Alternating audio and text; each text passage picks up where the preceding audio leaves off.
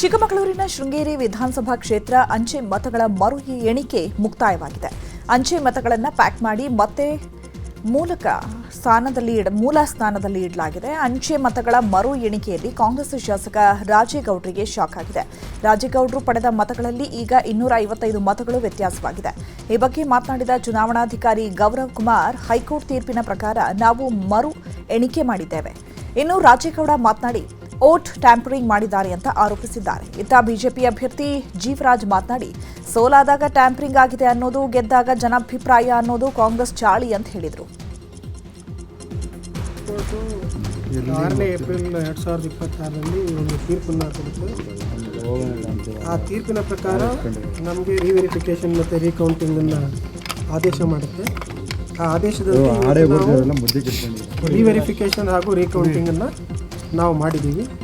ಸಂಪೂರ್ಣ ಹೈಕೋರ್ಟ್ನ ಆದೇಶದಂತೆ ನಮಗೆ ತೀರ್ಪನ್ನು ಘೋಷಣೆ ಮಾಡುವಂಥದ್ದು ನಮಗೆ ಹೈಕೋರ್ಟ್ನ ಆದೇಶದಲ್ಲಿ ಹೇಳಿರಲಿಲ್ಲ. ಹಾಗಾಗಿ ನಾವು ಕೇವಲ ಪೋಸ್ಟಲ್ ಬ್ಯಾಲೆಟ್ ಅಲ್ಲಿ ಹೈಕೋರ್ಟ್ನ ಆದೇಶದಲ್ಲಿದ್ದಂಥದ್ದು EVM ಮತಗಳ ಬಗ್ಗೆ ಏನು ಹೇಳಿರಲಿಲ್ಲ, ಬರೀ ಅಂಚೆ ಮತಗಳ ಬಗ್ಗೆ ಮಾತ್ರ ಹೇಳಿದ್ದು. ಅಂಚೆ ಮತಗಳನ್ನು ಸುಮಾರು 279 ಅಂತ ಹೈಕೋರ್ಟ್ ಹೇಳಿತ್ತು. ಆ 279 ಅಂಚೆ ಮತಗಳನ್ನು ಮರುಪರಿಶೀಲನೆ ಮಾಡಿ ಬಾಕಿ ಉಳಿದಂತಹ ಅಂಚೆ ಮತಪತ್ರಗಳನ್ನು ಮರು ಎಣಿಕೆ ಮಾಡಿ ಅಂತ ಹೈಕೋರ್ಟ್ ಹೇಳಿತ್ತು.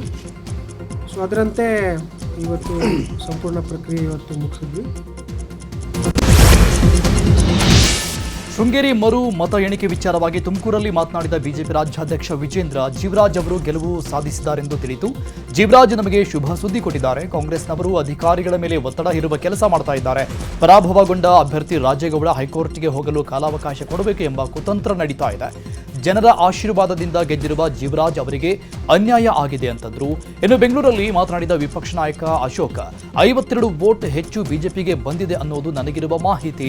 ಯಾರಿಗೆ ಬಹುಮತ ಬರುತ್ತೆ ಅನ್ನೋದನ್ನ ಅನೌನ್ಸ್ ಮಾಡಲು ನ್ಯಾಯಾಲಯ ಆದೇಶಿಸಿದೆ. ಆದರೆ ಕೋರ್ಟ್ ಆದೇಶವನ್ನೇ ಧಿಕ್ಕರಿಸಿ ರಿಸಲ್ಟ್ ಘೋಷಣೆ ಮಾಡಿಲ್ಲ ಅಂತ ಕಿಡಿಕಾರಿದರು.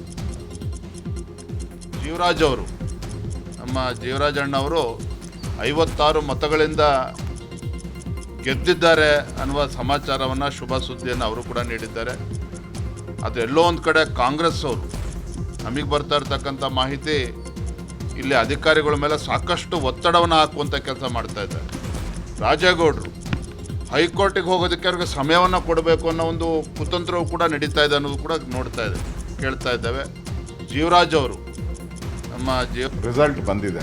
ಅದು BJP ಪರವಾಗಿ 52 ವೋಟುಗಳು, ಪೋಸ್ಟಲ್ ವೋಟ್ ಏನಿತ್ತು 52 ವೋಟುಗಳು BJP ಪರವಾಗಿ ಹೆಚ್ಚು ಲೀಡ್ ಬಂದಿರೋವಂಥದ್ದು. ಗೌರವಾನ್ವಿತ ನ್ಯಾಯಾಲಯ ಡೈರೆಕ್ಷನ್ ಕೊಟ್ಟಿದ್ದಾರೆ. ಕೌಂಟಿಂಗಲ್ಲಿ ಯಾರ್ದು ಜಾಸ್ತಿ ಬರುತ್ತೋ ಆ ರಿಸಲ್ಟನ್ನು ಅನೌನ್ಸ್ ಮಾಡಬೇಕು ಅಂತ ಜಡ್ಜ್ಮೆಂಟಲ್ಲೇ ಇದೆ, ಕ್ಲಿಯರ್ ಆಗಿದೆ ಜಡ್ಜ್ಮೆಂಟಲ್ಲಿ. ಇಮಿಡಿಯೇಟಾಗಿ ಕೋರ್ಟ್ ಆದೇಶವನ್ನು ಪಾಲನೆ ಮಾಡಿ ಅಂತ ಹೇಳಿದೆ. ಅದಕ್ಕೆ ಅವರು ಸಬೂಬು ಹೇಳ್ತಾಯಿದ್ರು, ನಾವು ಹೈಕೋರ್ಟ್ಗೆ ನಾವು ಮತ್ತೆ ಇದನ್ನು ಸಬ್ಮಿಟ್ ಮಾಡ್ತೀರಿ ಅಂತ. ಬಟ್ ಆ ಥರ ಎಲ್ಲೂ ಇಲ್ಲ. ಕೋರ್ಟ್ ಕ್ಲಿಯರಾಗಿ ಹೇಳಿದೆ, ರಿಸಲ್ಟ್ ಏನು ಬರುತ್ತೋ ಅದನ್ನು ನೀವು ಅನೌನ್ಸ್ ಮಾಡಬೇಕು ಅಂತ. ಆದರೆ ಕಾಂಗ್ರೆಸ್ ಪಾರ್ಟಿಯವರು ರಿಟರ್ನಿಂಗ್ ಆಫೀಸರ್ ಮೇಲೆ ಒತ್ತಡ ಹಾಕಿ ರಿಸಲ್ಟನ್ನು ಅನೌನ್ಸ್ ಮಾಡದೆ ಪೆಂಡಿಂಗ್ ಇಟ್ಟಿರೋದು ನ್ಯಾಯಾಲಯದ ಆದೇಶಕ್ಕೆ ಅಗೌರವ ಮಾಡಿದ್ದಾರೆ. ಇನ್ನು ಶೃಂಗೇರಿ ಕ್ಷೇತ್ರದ ಮರು ಮತ ಎಣಿಕೆ ವಿಚಾರವಾಗಿ DCM DK ಶಿವಗೌಡ ಪ್ರತಿಕ್ರಿಯಿಸಿದ್ದಾರೆ. ಅಧಿಕಾರಿಗಳನ್ನ ಹಿಡಿದು ಮತ ಟ್ಯಾಂಪರಿಂಗ್ ಮಾಡಿದ್ದಾರೆ. 200ಕ್ಕೂ ಅಧಿಕಾರಿಗಳ ಮತ ಪತ್ರ ತಿದ್ದಿದ್ದಾರೆ. ಕೌಂಟಿಂಗ್ ಆದಾಗ ಸಹಿ ಮಾಡಿದ್ರು. ನಮ್ಮ MLAಗೆ ಬಂದ ಮತ ಟ್ಯಾಂಪರ್ ಆಗಿದೆ. ಬೆಂಗಳೂರಿನ ಜಯನಗರ ಕ್ಷೇತ್ರದಲ್ಲೂ ಟ್ಯಾಂಪರಿಂಗ್ ಆಗಿದೆ. ಇದು ಪ್ರಜಾಪ್ರಭುತ್ವಕ್ಕೆ ಆದ ಅಪಮಾನ ಅಂತ ಹೇಳಿದರು. ನಾಳೆ ದಾವಣಗೆರೆ ದಕ್ಷಿಣ ವಿಧಾನಸಭಾ ಕ್ಷೇತ್ರದ ಉಪಚುನಾವಣೆ ಮತ ಎಣಿಕೆ ಹಿನ್ನೆಲೆಯಲ್ಲಿ ಪೂರ್ವ ಸಿದ್ಧತೆ ಮಾಡಿಕೊಳ್ಳಲಾಗಿದೆ. ದಾವಣಗೆರೆ DC ಕಚೇರಿ ಸಭಾಂಗಣದಲ್ಲಿ ಅಂತಿಮ ಹಂತದ ತರಬೇತಿ ನೀಡಲಾಯಿತು. ಚುನಾವಣಾ ಮತ ಎಣಿಕೆ ಸಿಬ್ಬಂದಿಗೆ ಅಂತಿಮ ಹಂತದ ತರಬೇತಿ ಕೊಡಲಾಯಿತು. ಇನ್ನು ಇದೇ ವಿಚಾರವಾಗಿ ಜಿಲ್ಲಾಧಿಕಾರಿ ಗಂಗಾಧರ ಸ್ವಾಮಿ ಮಾತನಾಡಿ, ಬೆಳಗ್ಗೆ 8 ಗಂಟೆಗೆ ಅಂಚೆ ಮತಗಳ ಎಣಿಕೆ ಆರಂಭ ಆಗುತ್ತೆ. ಬೆಳಗ್ಗೆ 8:30ಕ್ಕೆ EVMಗಳ ಮತ ಎಣಿಕೆ ಆರಂಭ ಆಗುತ್ತೆ. ಮತ ಎಣಿಕೆಗೆ ಒಟ್ಟು 14 ಟೇಬಲ್ಗಳ ಸ್ಥಾಪನೆ ಮಾಡಿದ್ದೇವೆ. ಮತ ಎಣಿಕೆ ಕೇಂದ್ರದ ಸುತ್ತ 3 ಹಂತದ ಭದ್ರತೆ ಇರುತ್ತೆ. ಮೊದಲ ಹಂತದಲ್ಲಿ ಸಿಆರ್ಪಿಎಫ್ ಹಾಗೂ ಎರಡನೇ ಹಂತದಲ್ಲಿ ಪೊಲೀಸ್ ಅಧಿಕಾರಿಗಳು ಭದ್ರತೆ ಒದಗಿಸುತ್ತಾರೆ. ಮತ ಎಣಿಕೆ ಕೇಂದ್ರ ವಾಹನ ಮುಕ್ತ ವಲಯ ಅಂತ ಘೋಷಣೆ ಮಾಡಿದ್ದೇವೆ. ಮತ ಎಣಿಕೆ ಕೇಂದ್ರದೊಳಗೆ ಯಾರಿಗೂ ಮೊಬೈಲ್ ಒಯ್ಯೋಕೆ ಅವಕಾಶ ಇಲ್ಲ ಅಂತ ಮಾಹಿತಿ ಕೊಟ್ಟಿದ್ದಾರೆ. ಎಲ್ಲ ಸಿದ್ಧತೆಗಳನ್ನು ಮಾಡ್ಕೊಂಡಿದ್ದೀವಿ. ಮತ ಎಣಿಕೆ ಸಿಬ್ಬಂದಿಗೆ ಈಗ ಅಂತಿಮ ಹಂತದ ಟ್ರೈನಿಂಗು ನಡೀತಾ ಇದೆ, ತರಬೇತಿ ನಡೀತಾ ಇದೆ. ಮತ್ತು ಪೊಲೀಸ್ ಬಂದೋಬಸ್ತನ್ನು ಕೂಡ ಮಾಡ್ಕೊಂಡಿದ್ದೀವಿ. ಕ್ಯಾಂಡಿಡೇಟ್ಗಳಿಗೆ, ಕ್ಯಾಂಡಿಡೇಟ್ ಏಜೆಂಟ್ಸ್ಗಳಿಗೆ ಮತ್ತು ಚುನಾವಣಾ ಸಿಬ್ಬಂದಿಗೆ ಡಿಜಿಟಲ್ ID ಕಾರ್ಡನ್ನು ಮಾಡ್ತಕ್ಕಂಥ ವ್ಯವಸ್ಥೆ ಮಾಡಿದೆ. ಮತ್ತು CCTVಗಳನ್ನು ಪ್ರತಿ ಟೇಬಲ್ಗೂ CCTV ಹಾಕಿದ್ದೀವಿ. ಚುನಾವಣಾ ಮತ ಎಣಿಕೆ ಮುಗಿಯೋವರೆಗೂ ಕೂಡ ಯಾರನ್ನು ನಾವು ಹೊರಗಡೆ ಕಳಿಸೋದಿಲ್ಲ. ಮತ್ತು ಪಬ್ಲಿಕ್ ಅನೌನ್ಸ್ ಸಿಸ್ಟಮನ್ನು ಕೂಡ ಮಾಡಿದ್ದೀವಿ. ಜನರಿಗೆ ನಾವು ಬಸ್ ಸ್ಟ್ಯಾಂಡ್ವರೆಗೂ ಕೇಳುವಷ್ಟು ಧ್ವನಿವರ್ಧಕವನ್ನು ಅಳವಡಿಸಿದ್ದೀವಿ. 8 ಗಂಟೆಗೆ ನಮ್ಮ ಅಂಚೆ ಮತ ಎಣಿಕೆಯನ್ನು ನಾವು ಮಾಡ್ತೇವೆ. 8:15 ಗಂಟೆ ಶಾರ್ಪ್ 8:15 ಗಂಟೆಗೆ BU ಅದನ್ನು ನಾವು ಮತ ಎಣಿಕೆಯನ್ನು ನಾವು ಮಾಡೋದಿದ್ದೇವೆ. ಎಲ್ಲ ಸಿದ್ಧತೆಗಳನ್ನು ಇನ್ನು ಬಾಗಲಕೋಟೆ ಕ್ಷೇತ್ರದಲ್ಲಿಯೂ ತೋಟಗಾರಿಕೆ ವಿಜ್ಞಾನ ವಿವಿ ಆವರಣದಲ್ಲಿ ಮತ ಎಣಿಕೆಗೆ ಸಕಲ ಸಿದ್ಧತೆ ಮಾಡಿಕೊಳ್ಳಲಾಗಿದೆ. ಬೆಳಗ್ಗೆ 8 ಗಂಟೆಯಿಂದ ಮತ ಎಣಿಕೆ ಆರಂಭವಾಗಲಿದೆ. ಮತ ಎಣಿಕೆಗೆ 14 ಟೇಬಲ್ಗಳನ್ನು ಹಾಕಲಾಗಿದೆ. ಒಟ್ಟು 23 ಸುತ್ತಿನ ಕೌಂಟಿಂಗ್ ನಡೆಯಲಿದೆ. ಮತ ಎಣಿಕೆಗೆ 63 ಸಿಬ್ಬಂದಿ ನಿಯೋಜನೆ ಮಾಡಲಾಗಿದೆ. ಸದ್ಯ ನಾಳೆ ಬೆಳಗ್ಗೆ 6ರಿಂದ ಮೇ 5ರ ಬೆಳಗ್ಗೆ 6 ಗಂಟೆವರೆಗೆ ಸೆಕ್ಷನ್ 163 ಜಾರಿ ಮಾಡಲಾಗಿದೆ. ಅಂಚೆ ಪತ್ರ ಮತ ಎಣಿಕೆ ಕೂಡ ಒಂದು ಇದು ಮಾಡಿದ್ವಿ. ಅಲ್ಲಿ ಮತ ಎಣಿಕೆಗೆ ಒಬ್ಬರು ಮೇಲ್ವಿಚಾರಕರು ಇರ್ತಾರೆ, ಅಲ್ಲಿ ಇಬ್ಬರು ಎಣಿಕೆ ಸಹಾಯಕರು ಇರ್ತಾರೆ. ಸೇವಾ ಮತದಿಂದ ಸ್ವೀಕರಿಸಲ್ಪಡುವ ಅಂಚೆ ಪತ್ರದ QR ಕೋಡ್ ಸ್ಕ್ಯಾನಿಂಗ್, ಅದು ಸ್ಕ್ಯಾನಿಂಗ್ ಇರ್ತದೆ. UPBS ಅದನ್ನು ಕೂಡ ಮಾಡಿದ್ವಿ. ಅದಕ್ಕೆ ಒಬ್ಬರು ಸ್ಕ್ಯಾನಿಂಗ್ ಮೇಲ್ವಿಚಾರಕರು ಇರ್ತಾರೆ, ಒಬ್ಬರು ಸ್ಕ್ಯಾನಿಂಗ್ ಅಸಿಸ್ಟೆಂಟು ಹಾಗೂ ಇಬ್ಬರು ಸಹಾಯಕ ಚುನಾವಣಾಧಿಕಾರಿಗಳು ಕೂಡ ಮಾಡಿದ್ವಿ. ಒಟ್ಟಾರೆ ನಾವು ಎಣಿಕೆ ಕಾರ್ಯಕ್ಕಾಗಿ 63 ಸಿಬ್ಬಂದಿಗಳು ನಾವು ನಿಯೋಜನೆ ಮಾಡಿದ್ವಿ ಕಾರ್ಯಕ್ಕೆ. ಮತ ಎಣಿಕೆ ಕಾರ್ಯವು ಬೆಳಗ್ಗೆ 8 ಗಂಟೆ ಸ್ಟಾರ್ಟ್ ಆಗುತ್ತೆ. 8ರಿಂದ ಫಸ್ಟ್ ನಾವು ಮಾಡ್ತಾ ಇರೋದು ಪೋಸ್ಟಲ್ ಬ್ಯಾಲೆಟ್ ಪ್ಲಸ್ ETPBS ಮಾಡ್ತೇವೆ. ಅದಾದ ನಂತರ 8:15ಗೆ EVM ನಾವು ಕೌಂಟಿಂಗ್ ಇದನ್ನು ಪ್ರಾರಂಭ ಮಾಡ್ತೇವೆ. ಪಶ್ಚಿಮ ಬಂಗಾಳದಲ್ಲಿ ನಾಳೆ ಮತ ಎಣಿಕೆ ನಡೆಯಲಿದೆ. ಈಗಾಗಲೇ ಅಭ್ಯರ್ಥಿಗಳ ಭವಿಷ್ಯ ಸ್ಟ್ರಾಂಗ್ ರೂಮ್ನಲ್ಲಿ ಭದ್ರವಾಗಿದೆ. ಇನ್ನು ಮತ ಎಣಿಕೆಗೆ ಸಕಲ ಸಿದ್ಧತೆ ಮಾಡಿಕೊಳ್ಳಲಾಗಿದೆ. ಯಾವುದೇ ಅಹಿತಕರ ಘಟನೆಗಳು ನಡೆಯದಂತೆ ಎಚ್ಚರಿಕೆ ವಹಿಸಲಾಗಿದೆ. ಈಗಾಗಲೇ ನೇತಾಜಿ ಒಳಾಂಗಣ ಕ್ರೀಡಾಂಗಣದ ಸ್ಟ್ರಾಂಗ್ ರೂಮ್ ಬಳಿ ಭದ್ರತೆ ಹೆಚ್ಚಳ ಮಾಡಲಾಗಿದೆ. ಎಲ್ಲರ ಚಿತ್ತ ನಾಡಿನ ಭವಿಷ್ಯದತ್ತ ನೆಟ್ಟಿದೆ. ಇತ್ತ ಕೇರಳದಲ್ಲೂ ನಾಳೆ ಚುನಾವಣಾ ಮತ ಎಣಿಕೆ ನಡೆಯಲಿದೆ. ಅಹಿತಕರ ಘಟನೆ ನಡೆಯದಂತೆ ಕಟ್ಟೆಚ್ಚರ ವಹಿಸಲಾಗಿದೆ. ಇನ್ನು ಈಗಾಗಲೇ ಮತ ಎಣಿಕೆ ಕುರಿತಂತೆ ಸಿಬ್ಬಂದಿಗೆ ಮಾಹಿತಿಯನ್ನು ನೀಡಲಾಗಿದೆ. ನಿನ್ನೆಯಷ್ಟೇ ಎಲ್ಲ ಸಿಬ್ಬಂದಿಗೆ ಫೈನಲ್ ಟ್ರೈನಿಂಗ್ ನೀಡಲಾಯಿತು. ಇನ್ನು ಭದ್ರತೆ ಕೂಡ ಹೆಚ್ಚಳ ಮಾಡಲಾಗಿತ್ತು. ನಾಳಿನ ಮತ ಎಣಿಕೆಯತ್ತ ಎಲ್ಲರ ಚಿತ್ತ ನೆಟ್ಟಿದೆ. ಬಹುತೇಕ ಎಲ್ಲ ಎಕ್ಸಿಟ್ ಪೋಲ್ಗಳು UDF ದಿಗ್ವಿಜಯ ಸಾಧಿಸಲಿದೆ ಎಂದಿದೆ. ಸಂಸದ ಬಸವರಾಜ ಬೊಮ್ಮಾಯಿ ರಾಜ್ಯ ಸರ್ಕಾರದ ವಿರುದ್ಧ ಕಿಡಿಕಾರಿದ್ದಾರೆ. ಗದಗದಲ್ಲಿ ಮಾತನಾಡಿದ ಅವರು, ರಾಜ್ಯದಲ್ಲಿರುವ ಸರ್ಕಾರ ಸಂಪೂರ್ಣವಾಗಿ ಸ್ಥಗಿತವಾಗಿದೆ. ಕಾಂಗ್ರೆಸ್ ಪಕ್ಷ ಒಂದು ರೀತಿಯಲ್ಲಿ ಗೊಂದಲದ ಗೂಡಾಗಿದೆ. ವಿಪರೀತ ಅಧಿಕಾರದ ಆಸೆಯಿಂದ ನಾಯಕರಲ್ಲಿ ಗುದ್ದಾಟ ಆರಂಭ ಆಗಿದೆ. 3 ಬಾರಿ ಆಯ್ಕೆಯಾದವರು ಶಾಸಕರು ಮಂತ್ರಿಯಾಗಲು ಪೈಪೋಟಿ ನಡೆಸಿದ್ದಾರೆ. ಹೊಸಬರಿಗೆ ಅವಕಾಶ ನೀಡಿ ಅಂತ ಗುದ್ದಾಟ ನಡೀತಾ ಇದೆ. ಸಿಎಂ ಸ್ಥಾನ ಉಳಿಸಿಕೊಳ್ಳಲು, ಸಿಎಂ ಆಗಲು ಕಾಂಗ್ರೆಸ್ನಲ್ಲೇ ಭಾರಿ ಹೊಡೆದಾಟ ಆಗ್ತಾ ಇದೆ. ಕಾಂಗ್ರೆಸ್ ಪಕ್ಷದ ವಿರುದ್ಧ ಜನ ರೋಸಿ ಹೋಗಿದ್ದಾರೆ. ಜನರ ದೃಷ್ಟಿಯಲ್ಲಿ ಈ ಸರ್ಕಾರ ಜೀವಂತವಾಗಿಲ್ಲ. ಆಯ್ಕೆ ಮಾಡಿದ ಜನರಿಗೆ ಕಾಂಗ್ರೆಸ್ ಪಕ್ಷ ಅಪಮಾನ ಮಾಡ್ತಾರೆ ಅಂತ ಹೇಳಿದ್ದಾರೆ. ಕಾಂಗ್ರೆಸ್ ಪಕ್ಷ ಈಗ ಒಂದು ರೀತಿಯಲ್ಲಿ ಗೊಂದಲದ ಗೂಡಾಗಿದೆ. ಅಧಿಕಾರದ ಆಸೆಯಿಂದ ನಾಯಕರಲ್ಲಿ ಗುದ್ದಾಟ ಶುರುವಾಗಿದೆ. ಕ್ಯಾಬಿನೆಟ್ ಸಚಿವರು ತಮ್ಮ ಸ್ಥಾನ ಉಳಿಸ್ಕೊಳ್ಳೋದಕ್ಕೆ ಒದ್ದಾಡ್ತಾ ಇದ್ದಾರೆ. ಇನ್ನು 3 ಸತಿ ಆರಿಸಿ ಬಂದವರು ನಾವು ಮತ್ತೆ ಕ್ಯಾಬಿನೆಟ್ ಸಚಿವರಾಗಬೇಕು ಅಂತ ಅವ್ರ ಪೈಪೋಟಿ ಇದೆ. ಹೊಸಬರಿಗೆ ನಮಗೆ ಅವಕಾಶ ಕೊಡಿ ಅಂತ ಅವ್ರ ಪೈಪೋಟಿ ಇದೆ. ಮುಖ್ಯಮಂತ್ರಿ ಉಳಿಸ್ಕೊಳ್ಳೋದಕ್ಕೆ ಮತ್ತು ಮುಖ್ಯಮಂತ್ರಿ ಆಗೋದಕ್ಕೆ ಪೈಪೋಟಿ ಇದೆ. ರಾಹುಲ್ ಗಾಂಧಿ, ಸೋನಿಯಾ ಗಾಂಧಿ, ಪ್ರಿಯಾಂಕಾ ಗಾಂಧಿ ಯಾರು ಅವರ ಮನಸ್ಸನ್ನು ಗೆಲ್ತಾರೆ ಅವರು CM ಆಗಿ ಉಳಿತಾರೆ, ಇಲ್ಲ CM ಆಗಿ ಆಗೋ ಪ್ರಯತ್ನ ನಡೀತಾ ಇದೆ. ಇದು ಪ್ರಜಾಪ್ರಭುತ್ವದ ವ್ಯವಸ್ಥೆಗೆ ಒಂದು ನಾಚಿಕೆಗೇಡಿನ ಸಂಗತಿ. ಆಯ್ಕೆ ಮಾಡಿದಂಥ ಜನರಿಗೆ ಅಪಮಾನವನ್ನು ಕಾಂಗ್ರೆಸ್ ಪಕ್ಷ ಮಾಡ್ತಾಯಿದೆ. ಕಾಂಗ್ರೆಸ್ ಪಕ್ಷ ಇನ್ನು ನಾಳೆ ನಡೆಯಲಿರುವ ಮತ ಎಣಿಕೆಯ 2 ಕ್ಷೇತ್ರದಲ್ಲಿ ಬಿಜೆಪಿ ಗೆಲ್ಲುತ್ತೆ ಅಂತ ಬೊಮ್ಮಾಯಿ ವಿಶ್ವಾಸ ವ್ಯಕ್ತಪಡಿಸಿದರು. ಕೊಪ್ಪಳದಲ್ಲಿ ಮಾತನಾಡಿದ ಅವರು, ಕರ್ನಾಟಕ ಉಪಚುನಾವಣೆಯಲ್ಲಿ ಗೆಲುವು ನಮ್ಮದೇ. ಅಸ್ಸಾಂ, ಪಶ್ಚಿಮ ಬಂಗಾಳದಲ್ಲೂ ಬಿಜೆಪಿ ಗೆಲುವಿನ ಪತಾಕೆ ಹಾರಿಸಲಿದೆ. ಈ ಬಾರಿ ಪಶ್ಚಿಮ ಬಂಗಾಳದಲ್ಲಿ ದೊಡ್ಡ ಪರಿವರ್ತನೆಯಾಗುತ್ತೆ. ಭಾರತದ ರಾಜಕೀಯ ದಿಕ್ಸೂಚಿ ಬದಲಾವಣೆಯಾಗುವ ಫಲಿತಾಂಶ ಬರುತ್ತೆ ಅಂತ ಹೇಳಿದ್ದಾರೆ. ಇದೇ ವೇಳೆ ಶೃಂಗೇರಿ ಕ್ಷೇತ್ರದ ಮರು ಮತ ಎಣಿಕೆ ವಿಚಾರವಾಗಿಯೂ ಮಾತನಾಡಿದ ಬೊಮ್ಮಾಯಿ, ಶೃಂಗೇರಿಯಲ್ಲಿ ಬ್ಯಾಲೆಟ್ ಪೇಪರ್ನಲ್ಲಿ ಕಾಂಗ್ರೆಸ್ ಮೋಸ ಮಾಡಿದೆ ಅಂತ ಆರೋಪ ಮಾಡಿದ್ದಾರೆ. ಕರ್ನಾಟಕದ 2 ಉಪಚುನಾವಣೆಯಲ್ಲಿ ನಮಗೆ ಬಾಗಲಕೋಟೆ ಮತ್ತು ದಾವಣಗೆರೆ ಸೌತಲ್ಲಿ BJP 2 ಕ್ಷೇತ್ರದಲ್ಲಿ ಜಯಬೇರಿ ಹೊಡೆಯುವಂಥ ಎಲ್ಲ ವಿಶ್ವಾಸ ನಮಗಿದೆ. ಆಸಾಮದಲ್ಲಿ ಗೆಲ್ತೀವಿ ಅಂತ ಎಲ್ಲ ಸಮೀಕ್ಷೆ ಹೇಳಿದ್ದೇವೆ. ಪಶ್ಚಿಮ ಬಂಗಾಳದಲ್ಲಿ ಶಕ್ತಿ ಅಂತ ಹೇಳ್ತೇವೆ. ಪಶ್ಚಿಮ ಬಂಗಾಳದಲ್ಲಿ ಈ ಬಾರಿ ದೊಡ್ಡ ಪರಿವರ್ತನೆಯಾಗಿ ಇಡೀ ಭಾರತ ದೇಶದ ಮುಂದಿನ ರಾಜಕೀಯ ದಿಕ್ಕುಸೂಚಿ ಬದಲಾವಣೆ ಆಗುವಂಥ ರಿಸಲ್ಟ್ ಬರ್ತದೆ. ಕಾಂಗ್ರೆಸ್ ಎಲ್ಲ ಕಡೆ ಸೋಲ್ತಾ ಇರೋದ್ರಿಂದ ಈ ರೀತಿ ಮತ್ತೆ ಬ್ಯಾಲೆಟ್ಗೆ ಹೋಗ್ತಾ ಇದೆ. ಬ್ಯಾಲೆಟ್ ಪೇಪರಲ್ಲೇ ಮೋಸ ಮಾಡಿ ಗೆದ್ದಿರುವಂಥದ್ದು ಈಗ ಬೆಳಕಿಗೆ ಬಂದಿರುವಂಥದ್ದು ಕಾಂಗ್ರೆಸ್ಗೆ ಮುಖಭಂಗ ಆಗಿದೆ. 5 ರಾಜ್ಯಗಳು ಹಾಗೂ ಕರ್ನಾಟಕದ 2 ಉಪಚುನಾವಣೆಗಳ ಮತ ಎಣಿಕೆ ನಾಳೆ ನಡೆಯಲಿದೆ. ಈ ಚುನಾವಣಾ ಫಲಿತಾಂಶದ ನೇರ ಪ್ರಸಾರ ನಾಳೆ ಬೆಳಗ್ಗೆ 7 ಗಂಟೆಯಿಂದ ನಿಮ್ಮ ನ್ಯೂಸ್ 18 ಕನ್ನಡದಲ್ಲಿ ಪ್ರಸಾರವಾಗಲಿದೆ. ನಿಖರ ಸ್ಪಷ್ಟ ಫಲಿತಾಂಶಕ್ಕೆ ನ್ಯೂಸ್ 18 ಕನ್ನಡ ವೀಕ್ಷಿಸಿ.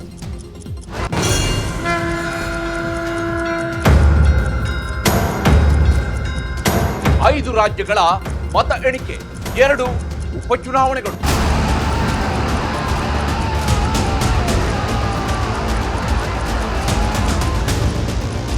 ವೇಗವಾಗಿ ರಿಸಲ್ಟ್ ಕೊಡಬೇಕು ಅಂತ ತಪ್ಪ ಟ್ರೆಂಡಿಂಗ್ ತೋರಿಸಲ್ಲ. ಎಲ್ಲ ಕೌಂಟಿಂಗ್ ಸೆಂಟರ್ಗಳಲ್ಲೂ ವರದಿಗಾರರಿರುವ ಕನ್ನಡದ ಏಕೈಕ ನ್ಯೂಸ್ ಚಾನಲ್. ಬೇರೆಯವರನ್ನ ಫಾಲೋ ಮಾಡಲ್ಲ, ನಮ್ಮದೇ ನಿಖರ ಮತ ಎಣಿಕೆ ಸುದ್ದಿ. ಪಕ್ಕ ಫಲಿತಾಂಶ ಅತಿದೊಡ್ಡ ನ್ಯೂಸ್ ನೆಟ್ವರ್ಕ್ ಬಿಟ್ಟು ಇನ್ನೆಲ್ಲಿ ಸಾಧ್ಯ? ಎಲೆಕ್ಷನ್ ರಿಸಲ್ಟ್ಗೆ ಅತ್ಯಂತ ವಿಶ್ವಾಸಾರ್ಹ ಚಾನಲ್ ನ್ಯೂಸ್ 18 ಕನ್ನಡ. ಪಂಚ ತೀರ್ಪು 7 ಗಂಟೆಯಿಂದ ನಾನ್ ಸ್ಟಾಪ್ ನೇರ ಪ್ರಸಾರ.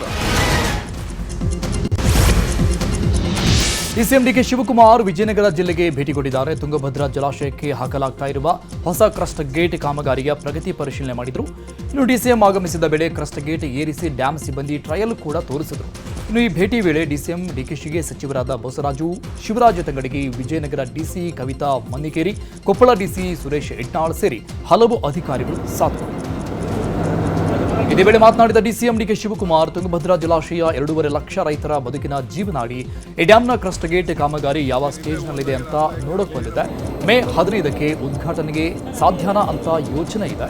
ಆಡಳಿತ ಮಂಡಳಿಗೆ ಫ್ರೀ ಹ್ಯಾಂಡ್ ಕೊಟ್ಟಿದ್ದೇವೆ. ಕನ್ನಯ್ಯ ನಾಯ್ಡು ಅವರ ಅಭಿಪ್ರಾಯ ಪಡೆದು ಕೆಲಸ ಮಾಡಿ ಅವರಿಗೆ ಗೌರವ ಕೊಟ್ಟಿದ್ದೇವೆ. ಮೇ 15ಕ್ಕೆ ಮತ್ತೆ ಬರುವೆ. 3-4 ಜಿಲ್ಲೆಯ ರೈತರಿಗೆ ಕರೆದು ದೊಡ್ಡ ಕಾರ್ಯಕ್ರಮ ಮಾಡ್ತೀವಿ. ತುಂಗಭದ್ರಾ ಜಲಾಶಯ ಎತ್ತರ ಹೆಚ್ಚಿಸುವ ಯೋಜನೆ ಸದ್ಯಕ್ಕಿಲ್ಲ ಅಂತ ಹೇಳಿದ್ದಾರೆ. ಇವತ್ತು ನಾನು ಯಾವ ಸ್ಟೇಜಲ್ಲಿದೆ ಅಂತ ನೋಡಲಿಕ್ಕೆ ಬಂದಿದ್ದೇನೆ.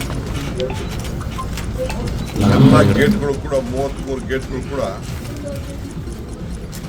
ಈಗಾಗಲೇ ಕಂಪ್ಲೀಟ್ ಆಗಿದೆ. ಇನ್ನು ಸ್ವಲ್ಪ ಕೆಲಸ ಉಳ್ಕೊಂಡಿದೆ. ಮೇ 15ನೇ ತಾರೀಕು ಇದನ್ನು ಉದ್ಘಾಟನೆ ಮಾಡಲಿಕ್ಕೆ ಸಾಧ್ಯನಾ ಅನ್ನೋದನ್ನು ಈಗಾಗಲೇ ನಾವು ಸಿದ್ಧತೆ ಮಾಡ್ಕೋಬೇಕು ಅಂತ ಹೇಳಿದ್ದೇನೆ. ನಾನು ಅವ್ರಿಗೆ, ನಮ್ಮ ಡ್ಯಾಮ್ ಅವ್ರಿಗೆ ಫ್ರೀ ಕೊಟ್ಟಿದ್ದೀನಿ. ಗೌರ್ಮೆಂಟ್ ಇದಕ್ಕೆ ಇಂಟರ್ಫಿಯರ್ ಆಗಬಾರ್ದು, ನಾವು ಯಾರು ಜಾಸ್ತಿ ಆಡಳಿತ ಮಂಡಳಿಗೆ ನಾವು ದುಡ್ಡು ಒದಗಿಸ್ಕೊಟ್ಟು ತೀರ್ಮಾನ ಮಾಡೋದು, ಅಷ್ಟು ಮಾತ್ರ ನಾವು ತೆಗೆದುಕೊಳ್ಬೇಕು ಅಂತೇಳಿ ನಾವು ಮಾಡಿದ್ದೀವಿ. ಇವತ್ತು ಕೊಪ್ಪಳದ ಶ್ರೀ ಗವಿಸಿದ್ದೇಶ್ವರ ಗುರುಕುಲಕ್ಕೆ ಸಂಸದ ಬಸವರಾಜ ಬೊಮ್ಮಾಯಿ ಚಾಲನೆ ನೀಡಿದ್ದಾರೆ. ಕಾಟ್ರೋಳಿ ಗ್ರಾಮದ ಬಳಿ ಗವಿಸಿದ್ದೇಶ್ವರ ಮಠದ ವತಿಯಿಂದ ಗುರುಕುಲ ನಿರ್ಮಾಣವಾಗಿದೆ. 48 ಎಕರೆ ಪ್ರದೇಶದಲ್ಲಿ 60 ಕೋಟಿ ವೆಚ್ಚದಲ್ಲಿ ಈ ಗುರುಕುಲ ನಿರ್ಮಿಸಲಾಗಿದೆ. ಸುಮಾರು 1500 ವಿದ್ಯಾರ್ಥಿನಿಯರಿಗೆ ಈ ಗುರುಕುಲದಲ್ಲಿ ಶಿಕ್ಷಣ ನೀಡಲಾಗುತ್ತೆ. ಇವತ್ತಿನ ಉದ್ಘಾಟನಾ ಕಾರ್ಯಕ್ರಮದಲ್ಲಿ ಕೆಎಲ್ಇ ಸಂಸ್ಥೆಯ ಡಾ ಪ್ರಭಾಕರ್ ಕೋರೆ, ಹಲವು ಮಠಾಧೀಶರು, ಜಿಲ್ಲೆಯ ಜನಪ್ರತಿನಿಧಿಗಳು ಪಾಲ್ಗೊಂಡಿದ್ದರು. ಇವತ್ತಿನ ರಾಜಕಾರಣದಲ್ಲಿ ನೈತಿಕ ಮೌಲ್ಯವಿಲ್ಲ ಅಂತ ವಿಧಾನ ಪರಿಷತ್ ಸಭಾಪತಿ ಬಸವರಾಜ ಹೊರಟ್ಟಿ ಹೇಳಿದ್ದಾರೆ. ಕೊಪ್ಪಳದಲ್ಲಿ ಮಾತನಾಡಿದ ಅವರು, ಇಂದಿನ ಜನಪ್ರತಿನಿಧಿಗಳು ನುಡಿದಂತೆ ನಡೀತಾ ಇಲ್ಲ. ಜನಪ್ರತಿನಿಧಿಗಳು ಜನರ ಸಂಕಷ್ಟ ಆಲಿಸ್ತಾ ಇಲ್ಲ. ವೈಯಕ್ತಿಕ ಹಿತಾಸಕ್ತಿಗಳನ್ನು ಚರ್ಚೆ ಮಾಡ್ತಿದ್ದಾರೆ. ನಮ್ಮ ಕಾಲದ ರಾಜಕಾರಣ ಬೇರೆ, ಈಗಿನ ಕಾಲದ ರಾಜಕಾರಣ ಬೇರೆ. ಜನತೆಗೆ ಒಳ್ಳೆಯದಾಗುವ ವಿಚಾರ ಬಿಟ್ಟು ಹನಿ ಟ್ರ್ಯಾಪ್ ಬಗ್ಗೆ ಮಾತನಾಡ್ತಾರೆ.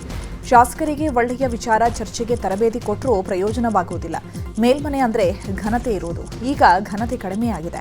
ಶಾಸಕರು IPL ಟಿಕೆಟ್ ಕೇಳುವ ಕೆಳಮಟ್ಟಕ್ಕೆ ಹೋಗಿದ್ದಾರೆ. ಇದು ದುರ್ದೈವ ಅಂತ ಹೇಳಿದರು. ಜನಪ್ರತಿನಿಧಿಗಳಿದ್ದಂಥವರು ಜನರ ಸಂಕಷ್ಟಗಳಿಗೆ ಸ್ಪಂದಿಸಬೇಕು. ಅದನ್ನು ಬಿಟ್ಟು ವೈಯಕ್ತಿಕವಾದಂಥ ರಾಜಕಾರಣ ನಡೆದಾಗ ನಮ್ಮ ಕಾಲಕ್ಕೆ ಇವಾಗ ನಾವು ಕಂಪೇರ್ ಮಾಡಿಕೊಂಡ್ರೆ ನಾವು ಭಾಳ ಕಷ್ಟದಿಂದಾಗದೀವಿ. ಇಂಥ ಏನೊಂದು ಕಠಿಣವಾದಂಥ ಪರಿಸ್ಥಿತಿಯಲ್ಲಿ ಎಂಥದೊಂದು ಏನು ಈ ರಾಜಕಾರಣ ನೈತಿಕ ಮೌಲ್ಯ ಇಲ್ಲದಂಥ ರಾಜಕಾರಣ. ರಾಮಕೃಷ್ಣ ಹೆಗಡೆ ಅವರು ಹೆಂಗೆ ಅವಾಗ ನೈತಿಕ ಮೌಲ್ಯ ಇಟ್ಟಿದ್ರು, ಆ ನೈತಿಕ ಮೌಲ್ಯ ಇಲ್ಲದಂಥ ರಾಜಕಾರಣ ನಾವು ರಾಜಕಾರಣ ಮಾಡೋದಿಲ್ಲ. ಬಟ್ ವ್ಯವಸ್ಥೆಯೆಲ್ಲ ಇರೋದ್ರಿಂದ ಹೇಳಬೇಕಾಗ್ತದೆ. ಶಾಸಕ ಗಣಿಗ ರವಿಕುಮಾರ್ ತಮ್ಮದೇ ಪಕ್ಷದ ಸರ್ಕಾರದ ವಿರುದ್ಧ ಗುಡುಗಿದ್ದಾರೆ. ಮಂಡ್ಯದ ವಿಶ್ವವಿದ್ಯಾನಿಲಯದಲ್ಲಿ ನಡೆದ ಕಾರ್ಯಕ್ರಮದಲ್ಲಿ ಮಾತನಾಡಿದ ಶಾಸಕ ಗಣಿಗ ರವಿಕುಮಾರ್ ಸರ್ಕಾರಕ್ಕೆ ಎಚ್ಚರಿಕೆ ರವಾನಿಸಿದ್ದಾರೆ. ಯಾರು ಬಂದರೂ ಮಂಡ್ಯ ಯೂನಿವರ್ಸಿಟಿ ಮುಚ್ಚಲು ಬಿಡಲ್ಲ. ಯೂನಿವರ್ಸಿಟಿ ಮುಚ್ಚಲು ಬಂದರೆ ಬೆಂಕಿ ಹಚ್ಚಿಸ್ತೇವೆ. ಈ ಬಗ್ಗೆ ನಮ್ಮ ಸರ್ಕಾರಕ್ಕೂ ಈಗಾಗಲೇ ವಿಚಾರ ತಿಳಿಸಿದ್ದೇನೆ. ಉನ್ನತ ಶಿಕ್ಷಣ ಸಚಿವರು ಪದೇ ಪದೇ ಯೂನಿವರ್ಸಿಟಿ ಮುಚ್ಚುವ ಬಗ್ಗೆ ಮಾತಾಡಿದ್ದಾರೆ. ವಿವಿ ಮುಚ್ಚಿಸಿದ್ರೆ ಅವರನ್ನ ಮಂಡ್ಯದಲ್ಲಿ ಓಡಾಡಲು ಬಿಡಲ್ಲ ಅಂತ ಹೇಳಿದ್ದಾರೆ. ಯೂನಿವರ್ಸಿಟಿನ ಮುಚ್ಚೋಣ ಅಂತಿದೀವಿ, ಮುಂದಕ್ಕೆ ಹಾಕಿದೀವಿ. ರವಿ ಗಲಾಟೆ ಮಾಡ್ದ ಅಂತ ಮುಚ್ಚಬೇಕಾ ನಿಮ್ ಯೂನಿವರ್ಸಿಟಿನ? ನೀವು ಮತ್ತೆ ಮೈಸೂರವ್ರ ಗುಲಾಮರಾಗ್ತೀರಾ? ಆಗ್ಬೇಕಾ? ಕರ್ನಾಟಕದಲ್ಲಿ ಮಂಡ್ಯದಲ್ಲಿ ಒಂದು ಯೂನಿವರ್ಸಿಟಿ ಇದೆ ಅಂತ ನೋಡ್ಲಿ ಅಂತ ಮಾಡಿರೋದು. ಅವ್ರು ಮುಚ್ಚೋಣ ಅಂತ ಹೇಳಿದ್ರೆ ಆಯ್ತು ಅಂತ ಚಪ್ಪಾಳೆ ಹೊಡಿತಾ ಇದ್ರು, ಮುಚ್ಚಿ ಅಂತ. ಯಾರು ಬಂದ್ರು ಈ ಯೂನಿವರ್ಸಿಟಿ ಮುಚ್ಚಕ್ಕಾಗಲ್ಲ. ನಮ್ ಸರ್ಕಾರಕ್ಕೂ ಹೇಳಿದೀನಿ, ಬೆಂಕಿ ಹಚ್ಚಿಸ್ತೀವಿ ಮಂಡ್ಯ ಯೂನಿವರ್ಸಿಟಿ ಕಟ್ಟಿದ್ರೆ ಮುಚ್ಚಿದ್ರೆ ಅಂತ. ನಿಮ್ ಮಂತ್ರಿಗೆ ಹೇಳಿದೀನಿ, ಮಂಡ್ಯ ಮಾತೆಂದ್ರೆ ಮಂಡ್ಯ ಯೂನಿವರ್ಸಿಟಿ ಮುಚ್ಚೋಣ ಅಂತ ಹೇಳಿದ್ರು ನಿಮ್ ಮಿನಿಸ್ಟ್ರು. ನಾನು ಹೇಳಿದೀನಿ ಮಂಡ್ಯ ರೋಡಲ್ಲಿ ಓಡಾಡಕ್ ಬಿಡಲ್ಲ ನಾನು ಅಂತ. ಮಂಡ್ಯ ಯೂನಿವರ್ಸಿಟಿ ಮುಚ್ತೀವಿ ಅಂತ ಹೇಳಿದಾಗ ಅದಕ್ಕೆ ನಾವು ಆಸ್ಪದ ಕೊಡಬಾರ್ದು ಅಂತೇಳಿ 3 ಕೋಟಿಯನ್ನ ವಿನಿಯೋಗಿಸಿ ಒಂದು ಒಳ್ಳೆ ಸ್ವಾಗತ ಕಮಾನನ್ನ ಮಾಡಿ ಇವತ್ತು ಇನಾಗ್ರೇಷನ್ ಅನ್ನ ಮಾಡಿ.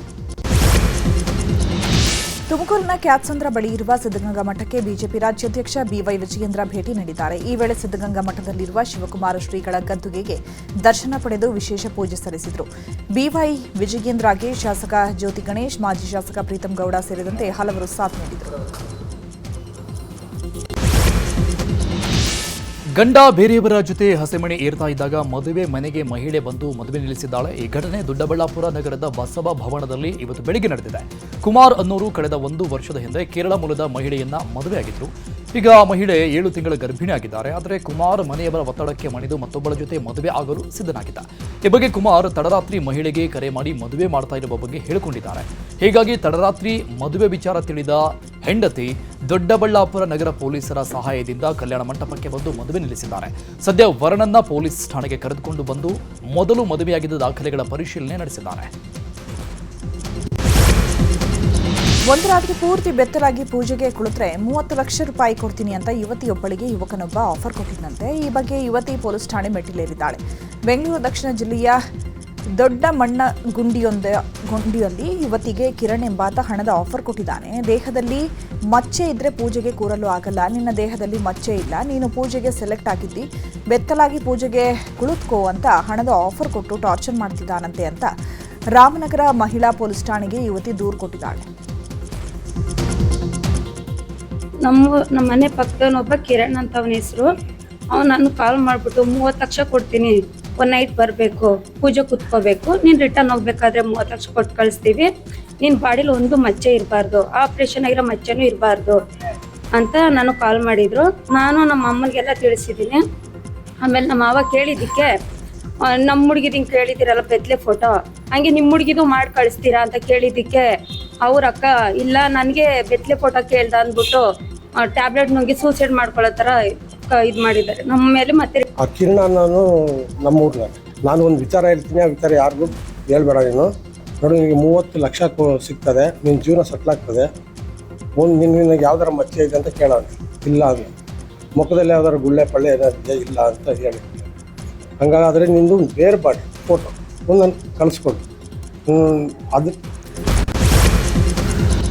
ಗ್ರಾಮಸ್ಥರೇ ಸಿನಿಮೆಯ ಶೈಲಿಯಲ್ಲಿ ಕಳ್ಳರನ್ನ ಹಿಡಿದು ಪೊಲೀಸರಿಗೆ ಒಪ್ಪಿಸಿದ್ದಾರೆ. ಚಾಮರಾಜನಗರ ತಾಲೂಕಿನ ಕುದೇರು ಗ್ರಾಮದಲ್ಲಿ ಘಟನೆ ನಡೆದಿದೆ. ಕುದೇರು ಸುತ್ತಮುತ್ತ ಪಂಪ್ಸೆಟ್ ಕೇಬಲ್ ವೈರ್ ಕಳ್ಳತನ ಮಾಡ್ತಾ ಇದ್ದಂತಹ 3 ಬೈಕ್ನಲ್ಲಿ ಪರಾರಿಯಾಗ್ತಾ ಇದ್ರು. ಕೂಡಲೇ ಕಾರ್ಯಪ್ರವೃತ್ತರಾದ ಗ್ರಾಮಸ್ಥರು ಸುಮಾರು 16 ಕಿಲೋಮೀಟರ್ ಬೆನ್ನತ್ತಿ ಕಳ್ಳರನ್ನ ಸೆರೆ ಹಿಡಿದು ಪೊಲೀಸರ ಸುಪರ್ದಿಗೆ ಒಪ್ಪಿಸಿದ್ದಾರೆ. ವಿವಿಧ ಬೇಡಿಕೆ ಈಡೇರಿಕೆಗೆ ಆಗ್ರಹಿಸಿ ಅರಣ್ಯ ಇಲಾಖೆ ದಿನಗೂಲಿ ನೌಕರರು ಪ್ರತಿಭಟನೆ ಮಾಡ್ತಾ ಇದ್ದಾರೆ. ಬಂಡೀಪುರದಲ್ಲಿ ಪ್ರತಿಭಟನೆ ಮಾಡಲಾಗ್ತಾ ಇದೆ. ರಾಜ್ಯದ ವಿವಿಧೆಡೆಯಿಂದ ಆಗಮಿಸಿರುವ ಅರಣ್ಯ ಇಲಾಖೆ ದಿನಗೂಲಿ ನೌಕರರು ಈ ಪ್ರತಿಭಟನೆಯಲ್ಲಿ ಭಾಗಿಯಾಗಿದ್ದಾರೆ. ಬೌರಿಂಗ್ ಆಸ್ಪತ್ರೆ ಗೋಡೆ ಬಿದ್ದ ಪ್ರಕರಣದ ಬಳಿಕ ಜಿಪಿಎ ಅಧಿಕಾರಿಗಳು ಎಚ್ಚೆತ್ತುಕೊಂಡಿದ್ದಾರೆ. ಇತ್ತ ಹವಾಮಾನ ಇಲಾಖೆ ಮುಂದಿನ ದಿನಗಳಲ್ಲಿ ಭಾರೀ ಮಳೆಯ ಅಲರ್ಟ್ ನೀಡಿರೋದ್ರಿಂದ ಜಿಪಿಎ ಕಾರ್ಯಪ್ರವೃತ್ತವಾಗಿದೆ. ಅಪಾಯಕಾರಿಯಾದ ಗೋಡೆ ಕಟ್ಟಡಗಳನ್ನು ತಕ್ಷಣ ತೆರವುಗೊಳಿಸಲು ಜಿಪಿಎ ವ್ಯಾಪ್ತಿಯ 5 ಪಾಲಿಕೆಗಳಿಗೆ ಸೂಚನೆ ನೀಡಲಾಗಿದೆ. ಮನೆ ನಿರ್ಮಾಣಕ್ಕೆ ಅಂತ ರೈತರಿಂದ ಪಡೆದ ಜಾಗದಲ್ಲಿ ಕ್ರೀಡಾಂಗಣ ನಿರ್ಮಾಣ ಮಾಡಲಾಗ್ತಾ ಇದೆ. ಬೆಂಗಳೂರಿನ ಸೂರ್ಯ ಸಿಟಿ 4ನೇ ಹಂತಕ್ಕೆ ಮೀಸಲಿಟ್ಟಿದ್ದ ಜಾಗದಲ್ಲಿ ಕ್ರೀಡಾಂಗಣ ನಿರ್ಮಾಣಕ್ಕೆ ಸರ್ಕಾರ ಮುಂದಾಗಿದೆ ಅಂತ ಬಿಜೆಪಿ ಆರೋಪಿಸಿದ್ದು ಗವರ್ನರ್ಗೆ ದೂರು ಕೊಟ್ಟಿದೆ.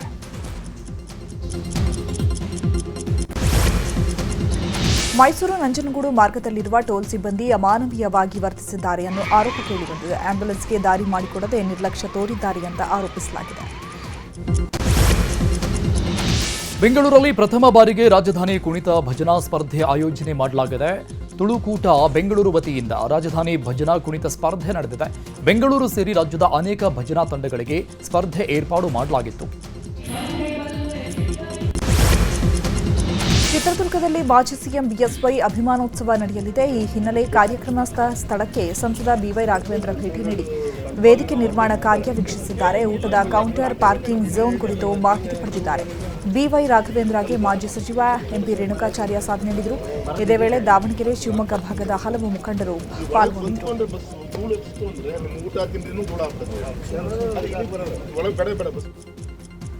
ಇನ್ನು ಚಿತ್ರದುರ್ಗದ ವಾಲ್ಮೀಕಿ ಭವನದಲ್ಲಿ ಬಿಎಸ್ವೈ ಅಭಿಮಾನೋತ್ಸವ ಕಾರ್ಯಕ್ರಮದ ಪೂರ್ವಭಾವಿ ಸಭೆ ನಡೆಯಿತು.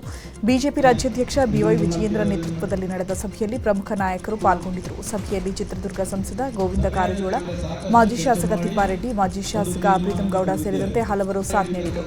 ಇದೇ ವೇಳೆ ಸಭೆಯಲ್ಲಿ ಪಕ್ಷದ ನೂರಾರು ಮುಖಂಡರು, ಕಾರ್ಯಕರ್ತರು ಭಾಗಿಯಾಗಿದ್ದರು.